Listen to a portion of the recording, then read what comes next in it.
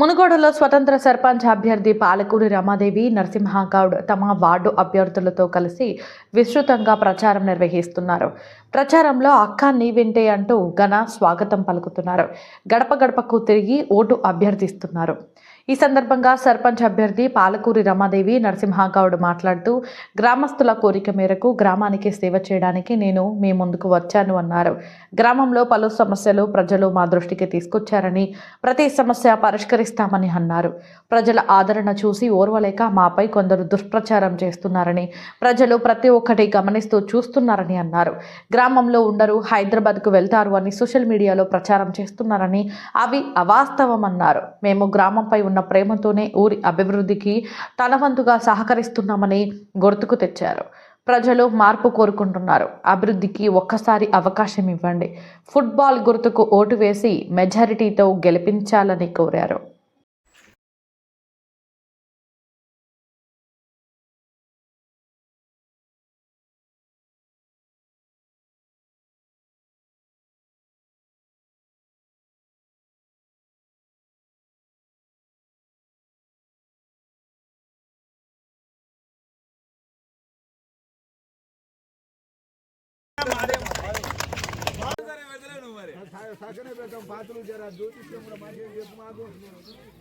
జర గాలి ఆడిపోయే గాలి ఇటు మాల్పు ఇల్లనే ఊరు అంతా ఇల్లనే ఊరు అక్కడనే ఊరాలు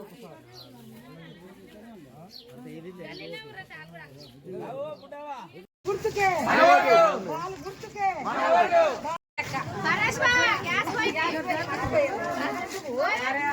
తమ్ముడు చెప్పు కట్టి చెప్పారా తమ్ముడు మర్చిపోకు తమ్ముడు మంచోడు దేనికైనా చేయగలుగుతాడు. ఈ గ్రామ సర్పంచ్ ఎన్నికల ప్రచారం ముమ్మరంగా కొనసాగింది. మునుగోడులో ఊరిగా కొనసాగుతుంది. ఇప్పుడు స్వతంత్ర అభ్యర్థి పాలకూరి రమాదేవి నరసింహగౌడ్ గారు మనతో ఉన్నారు. వారు ఎలా ప్రచారం నిర్వహించారు, వారు ఏ హామీలు ఇచ్చారు, ప్రజలకు ఏమేమి సమస్యలు ప్రజలు వాళ్ళకు తీసుకొచ్చారు, మనం పాలకూరి రమాదేవి గారిని అడిగి తెలుసుకుందాం. మేడం చెప్పండి, ఇప్పుడు ఈ ప్రచారం ఎలా కొనసాగింది మీకు?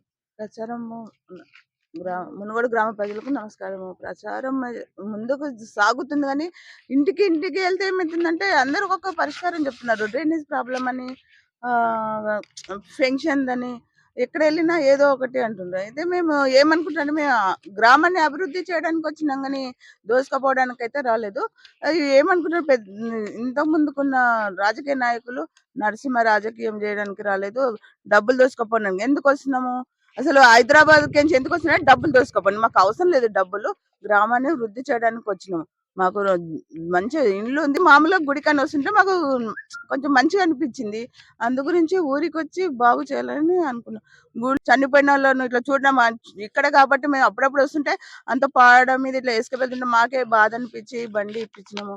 ఇంకొకటి స్కూల్ది, ఒకటి అంగన్వాడీ టీచర్లు వచ్చి మేడం ఇస్తుందా ఇయ్యదని డౌట్ తోటి ఇంటికి వచ్చారు. మేడం మాకు ఇట్లా కావాలి, ఏమంటారు మేడం అంటే ఓకే అన్నాం. దానికి ఒక్కటని నలుగురు ఐదుగురు వచ్చినా వాళ్ళందరికీ ఇచ్చిన బీరువాలు ఇప్పించినాము. అభివృద్ధి కోసమే మేము ముందుకు వచ్చినాము. ఆలోచించుకొని ఫుట్బాల్ గుర్తుకు ఓటేసి గెలిపించండి. ఎందుకంటే మేము నరసింహను బాగా బదలం చేసి మొత్తం యూట్యూబ్ లో అంతా మాకు ప్రచారం చేసి, మాకు అది అవసరం లేదు. ఊరి అభివృద్ధి కోసమే వచ్చిన, నేను దోసుకుపోవడానికి రాలేను. ప్రజలకు ఎలాంటి హామీలు వచ్చిన తర్వాత అందరికి మేము అనుకున్నది, ఒకరేమో గుడి కావాలన్నారు, ఒకరేమో డ్రైనేజ్ ప్రాబ్లం అన్నారు. అవన్నీ మేము చేద్దామని సమకూర్దామని అనుకుంటున్నాము. మాకు ఓటేసి గెలిపించి మాకు ఒక ఛాన్స్ ఇచ్చి చూడండి, మాది ఎట్లా ఉంటుందో చూద్దాం అనుకుంటున్నాం. మహిళలకు కూడా ఛాన్స్ చాలా రోజులు ఏంటంటే సర్పంచ్ గా మహిళలకు ఎవరికి రాలేదు, అది మాకు వచ్చింది కాబట్టి మహిళలు కూడా ఆలోచించి ఓటేసి గెలిపించాలని నా కోరిక. మనతో పాటు సర్పంచ్ అభ్యర్థి రమాదేవి నరసింహ గారు ఉన్నారు. వారిని అడిగి తెలుసుకుందాం. ప్రచారంలో మీకు ఏమేమి సమస్యలు ఎదురొచ్చినాయి, మీరు ఏం హామీలు ఇచ్చారు, అసలు ఏంది మునుగోడులో నెలకొన్న సమస్యలు ఏంటి? ముందుగా గ్రామ పంచాయతీ ప్రజలు, అక్కలకు, చెల్లెళ్లకు, తమ్ముళ్లకు, ప్రతి ఒక్కరికి నేను పాదాభివందనం చేస్తున్నాము. ఈ యొక్క గ్రామ పంచాయతీ ఎన్నికల సందర్భంగా మునుగోడు ప్రతి కాలనీలు, మరి ఆవాస గ్రామాలైనటువంటి సానబండ, కమ్మగూడెము, మంగదొడ్లగూడెము లక్ష్మీదేవిగూడెము గ్రామాలు తిరగడం జరిగింది. మేము దాదాపు ఒక వారం 10 రోజుల నుంచి ప్రతి ఒక్క ఇంటి గడప గడప తిరిగినప్పుడు వారి యొక్క సమస్యలు ఏంటంటే మేజర్ డ్రైనేజ్ వ్యవస్థ మరియు వాటర్ మంచినీటి ప్రాబ్లము, అదేవిధంగా లైట్లు, చాలా ప్రాబ్లమ్స్ ఫేస్ చేస్తున్నారు. దీనికి అన్నిటికీ కారణం ఏంటంటే నిధులు, మేజర్ గ్రామ పంచాయతీ అది మునుగోడుకు నిధుల సరి అయిన వాడకపోవటము, నిధులు రాబట్టకపోవడం అని నాకు అనిపిస్తున్నది. అదేవిధంగా గ్రామ పంచాయతీ గత 60 సంవత్సరాలుగా అందరూ పాలన చేశారు. ఇవాళ అయ్యా నేను చేసిన అందరి సామర్థ్యం తెలుగులా అందరు బాబునోళ్ళు కానీ కోళ్ళు మాయనట్టు మన వ్యవస్థ ఉంది మునుగోడుది. 60 ఏళ్ళు అందరూ పాలించారు మునుగోడుని. నేను చేసిన మరి ఎక్కడ పోయింది అభివృద్ధి? మునుగోడు 60 సంవత్సరాలు ఉన్న స్కూల్ అట్లే ఉన్నది, 60 సంవత్సరాలు ఉన్న గ్రంథాలయాలు అట్లే ఉన్నాయి. మరి గ్రామ పంచాయతీ మనం చూసినట్టయితే ఆ కుర్చీలు కూడా సరగలేవు. ఎక్కడ పోయిన వ్యవస్థ అంతా అందిన కాడికి దోచుకు తినడము, అభివృద్ధి అని చెప్పి వాళ్ళని వీళ్ళని కుటుంబ పాలన చేసుకుని మునుగోడుని అస్తవ్యస్తంగా చేశారు. అదేవిధంగా ఒక అభివృద్ధి చేయాలనే తపనతో ఉన్నతమైన ఉద్యోగం వదిలి ఈ మునుగోడు రావడం జరిగింది. అదేవిధంగా ఈ యొక్క బీసీ మహిళా సందర్భంగా రమాదేవి గారు నిలబడడం జరిగింది. నేను కొన్ని దిక్కులు వినడం జరిగింది నరసింహ గారు ఉండరని. ఈ యొక్క పలు కాకులకు నేను చెప్పేది ఒకటి నాయన, నేను 10 సంవత్సరాలు మునుగోటు ఉన్నా కదా, ఈ 10 సంవత్సరాలు నేను చేసిన, నేను అధికారం లేకున్నా ఒక ప్రైవేట్ వ్యక్తి కదా, హైదరాబాద్ నేను చేసిన పని మీరు ఇన్నేళ్ళు ఏం పీకిరని అడుగుతున్నాను. నేను ప్రైవేట్ వ్యక్తి హైదరాబాద్కి వచ్చి చేసిన పనులు మీరు చేసిరా చెప్పండి, నేను మునుగోడు కాల్ చేసిపోతా. ఈ అభివృద్ధి చేయండి, ముందుకు రండి, కొట్టాడండి, గెలవండి. ప్రజలు నిర్ణయిస్తారు ఎవరు అభివృద్ధి చేసిరు, ఏం చేసినా ప్రజలు నిర్ణయిస్తారని కోరుకుంటాను. మీపై దుష్ప్రచారాలు వస్తున్నాయి, దానికి మీరు ఏమంటున్నారు? వాళ్ళు మేము కౌంట్లో తీసుకోవట్లేదు. నేను గత 10 సంవత్సరాలకి ఎవరు విమర్శించాలని నేను పట్టించుకోలేదు. ఇప్పుడు గ్రామస్తుడు కాదని చెప్పి సోషల్ మీడియాలో చాలా వస్తున్నాయి, దానికి మీరేమంటారు? వాళ్ళని నేను పట్టించుకోను, ఎందుకంటే ఆ సన్యాసులకు తెలియదు నేను మునుగోడు మనిషి, నేను ఇక్కడ పుట్టిన పెరిగిన తెలియదు వాళ్ళకి. అది వాళ్ళ యొక్క దౌర్భాగ్యాన్ని వదిలిపెడుతున్న వాళ్ళందరినీ. ప్రచారంలో ఇప్పుడు ఏమేమి సమస్యలు అసలు మీ దృష్టికి వచ్చినాయి? మేజర్గా ప్రజలకు మీరు ఎలాంటి హామీలు ఇవ్వబోతున్నారు? మేజర్గా మునుగోడు గ్రామ పంచాయతీలో 133 నియోజకవర్గాలు తెలంగాణలో, మరి మునుగోడు ఒక నియోజకవర్గం.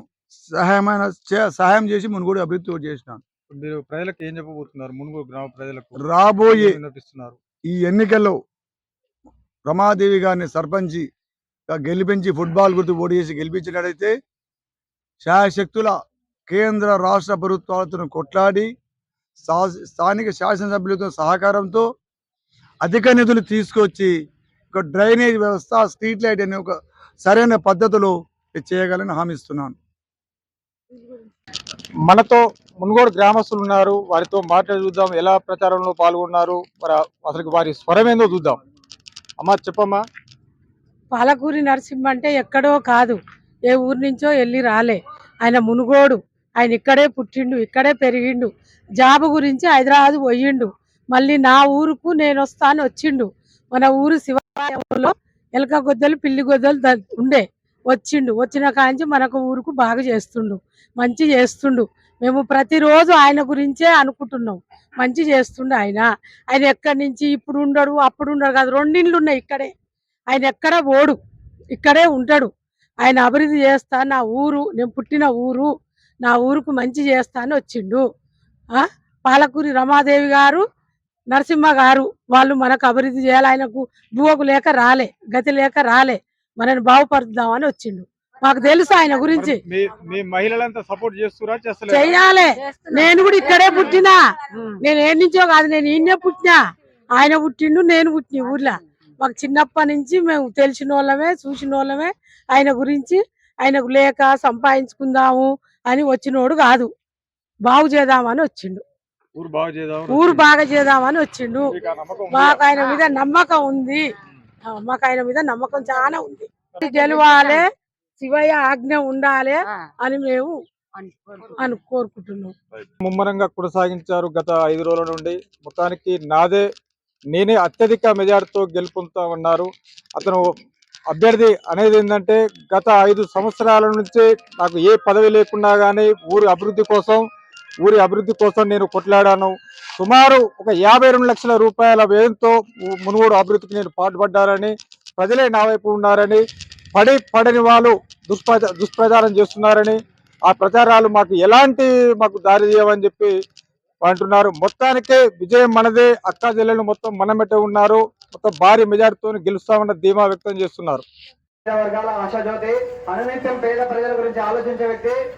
ఆశ కోసం రావట్లేదు, ఆశయం కోసం వస్తున్నాడు, ఊరికి అభివృద్ధి చేయడం కోసం వస్తున్నాడు. కాబట్టి అన్నకు ఒక గొప్ప ఉద్యోగం ఉంది, ఆల్రెడీ 2-4 లక్షల ఉద్యోగం ఉండే కూడా ఆ ఉద్యోగానికి రాజీనామా చేసి ఈ రోజు మళ్ళా గ్రామంకి వచ్చిందంటే ఒక ఊరికి సేవ చేయాలనే ఉద్దేశంతో వస్తున్నాడు.